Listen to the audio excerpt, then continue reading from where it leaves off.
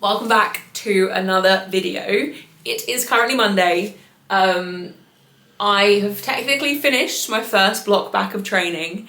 On Saturday I went to Powering Through to do my final session of the block, week 4's heavy squats and bench, and I'm just gonna show you how it went.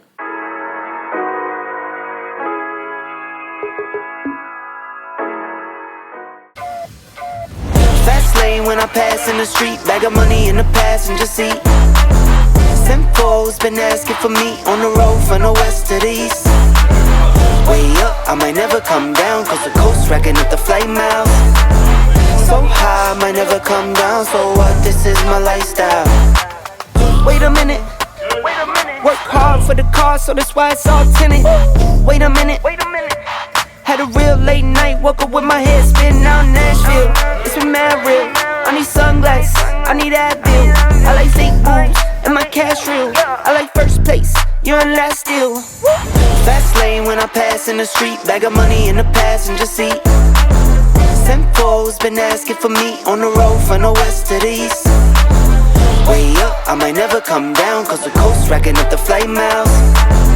So high, I might never come down, so what, this is my lifestyle. Look, pocket rocket in my pocket, please don't make me pop it. All these boys just wanna copy the style, tell them niggas stop it. Whoa, this my destiny, feeling like Latoya, like it found me my Beyonce, and she shotgun in the cockpit. Grinding with the team, making C notes. In my pocket still full of green, call it CeeLo. Alligator watch on me, Tim Tebow, and these haters love to watch me like Tebow. Look, I don't take L's, I just learn a lesson. Before I count the M's, always count my blessings. Look, I'm too short, never second guessing. Got some money, put up for the rain, so I'm never stressing. Fast lane when I pass in the street, bag of money in the passenger seat. Simcoe's been asking for me on the road from the west to the east. Way up, I might never come down, cause the coast racking up the flight miles. Squats were unbelievable. I didn't even give myself time to think about what I was about to load and what I was about to attempt. I literally just warmed up from 70 to 170 in 5 minutes. I was then about to start to wrap up and get ready to do the 170. Realised I'd left my belt in the car, and if anyone has been to Powering Through, I park in the pay-as-you-go car park round the corner. It's not far, I'm not being dramatic though. It was far enough that I've mentioned before, shin splints are my enemy. And at the moment, I'm really focused on getting a lot more steps in on a daily basis. And my shin splints on Saturday were horrendous. I had to walk to my car very quickly because I needed to get my set done. I was warm, I was ready to go. Warm-ups felt fantastic. I wanted to get this set done before anyone else started squatting with me as well, because other people were then getting ready to jump under the butter. And yeah, I had to walk to the car really quickly to grab my belt. And I kid you not, I was waddling to try and walk at an angle that made my shins not just be in agony, made my hips then cramp up. So the 3 minutes, not even that, it's probably 2 minutes to my car and back. I was in so much pain when I got back into the gym. I went to just set the camera up. I sat down for 30 seconds or so, and I was like, I'm just gonna do it. I'm just gonna load. My warm-ups felt so good. So yeah, 170 was loaded. I said to Lewis, one of the guys spotting me, I was like, right, I'm going for 4. And he was like, 4? Because obviously he saw, I trained there in my peak, he saw me squatting, he probably thought I was going for a single. No, set of 4, 170, and it was so comfortable. The last rep obviously was a bit slower. My knee cave was a bit all over the place on Saturday, but it doesn't matter, it felt so easy. I could have gone for a couple more reps, and I literally thought that to myself as I stood up after rep 4. I was like, this was nothing. Bearing in mind, my block before comp, 170 for 4 was on the programme, and I had to stop after 3 reps because all 3 of those reps felt like max effort. To hit 170 for 4 at RP8 maximum, that's insane. That's insane. And when my legs and hips had cramped up from that walk as well, I couldn't have asked for more. So then I had back-offs, 4x4, 155, felt ridiculously comfortable. The final week of the block, things should be difficult. Not necessarily max effort, I want to pace myself into comp, but they shouldn't be that comfortable. I didn't even have to think. Normally on the final week of the block, if I'm in a combo rack, I'll probably ask for spots for a lot of my back off sets. Didn't ask for them at all. By the 4th set, I was starting to flag a little bit. By that point, there were people working in though, so the rest breaks were a little bit longer, which I actually struggle with. But honestly, 170 for 4 was so comfortable. And also, as I unracked it, I remember thinking, I don't think the bar is even on my back, but I was like, just go with it. Just go with it. It'll be fine. And it was. And I'm so happy. Like, I could not have asked for more from that squat session. Then we moved on to bench. And so I spoke to Lewis, who is one of the few coaches, I'd say in this country, probably in the world, that I actually trust his opinion. I spoke to him about my bench because I wanted someone else's opinion on sinking versus soft touch. And he knows that I always struggle with keeping my butt down on soft touch. He knows that I struggle with elbow depth slightly, or not necessarily that I struggle, like I've never been red lighted for elbow depth, but I think certain reps probably would, depending on how extreme my tuck is, because it does vary from session to session. So he literally looked at my videos from Wednesday session. I showed him my final set of 3 at 100, and he was really impressed with how it looked, to be fair. And he said, you know, your butt's staying down, elbow depth is undeniable, might be worth just going to that twice a week. Strength is obviously not far behind soft touch, and it's a skill that I need to practice and learn in order to get the strength back up. So basically he confirmed what I was thinking, and he said he thinks twice a week makes sense. And he was like, why don't you try it while you're here on the Eleiko pad? Because if your butt doesn't come up on the Eleiko pad, then you know you're good. Because at home, it doesn't always come up on soft touch, but it does always come up on soft touch on the Eleiko.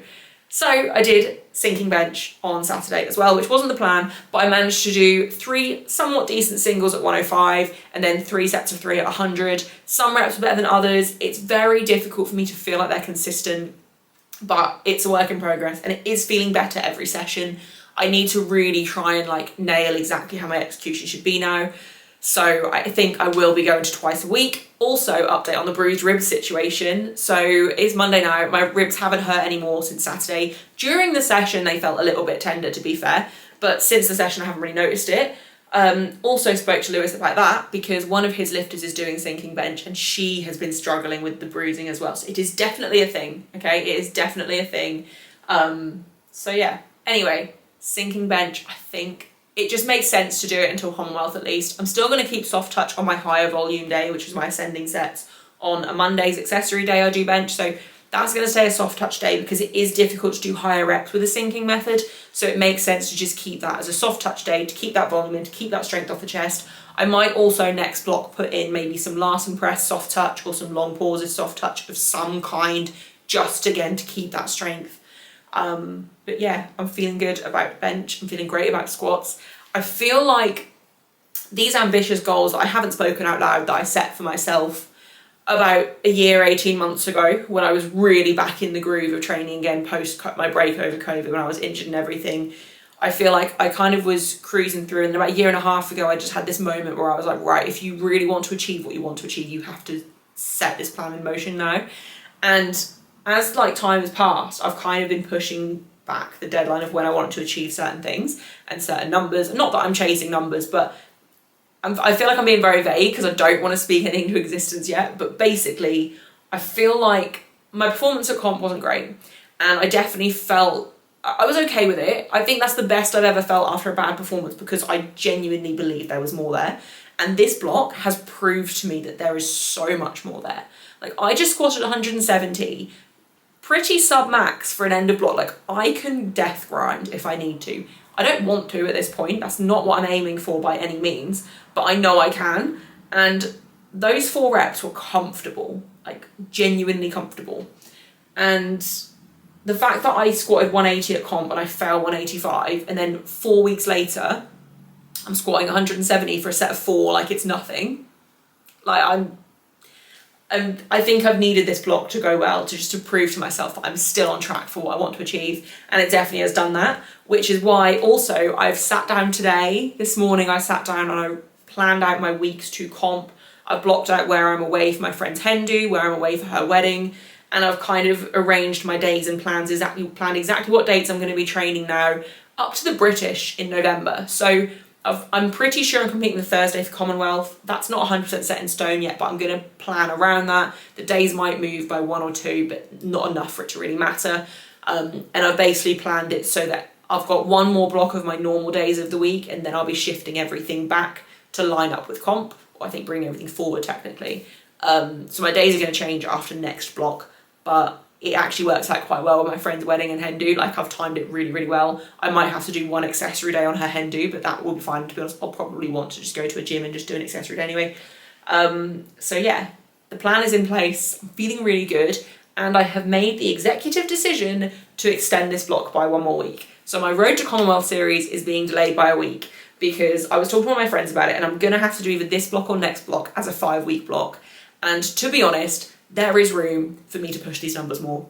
And if I'm gonna kind of go for a Hail Mary PBs, which I don't think they are Hail Mary PBs, like, I genuinely believe I have the strength for more than 170 for 4. I have the strength for more than 160 for 6, although I'll probably keep Wednesday's session a little bit on the more conservative side. By that I mean I might just do like 162.5 for 6 rather than 165. Normally I would jump 7.5 kilos from week to week, but because I've finished this block, it seems silly taking a massive leap. So I'll probably just go up 2.5 on Wednesday, and then Saturday I'm going to see how I feel. But I've got the number 175 for 4 in my head. Is it going to happen?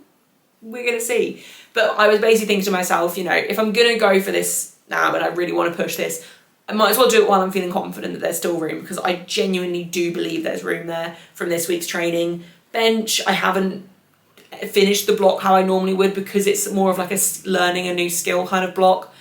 I'm probably just going to do a couple more sessions of roughly what I've just done, so like 105-ish for some singles, get used to them, try and make them more consistent, and then maybe on Saturday I might see if I can do like 110 for a clean single. I don't really know yet, but I mean the main focus this block is squats, or like the main lift I'm pushing is squats, because bench is more of a skill thing, and deadlifts, they're just going to stay on the back burner until comp day basically, because they build along with my heavy squats. So yes, extending the block, because also if I do build up extra fatigue, like say my 175, if I do load it for 4 is RPE 10, that extra fatigue, I've got 3 full blocks to manage that rather than being closer to comp. Not that it's going to take that long to manage, but it's just like mentally in the back of my head, it makes more sense for me to do this now and then just run 3 4-week blocks into comp.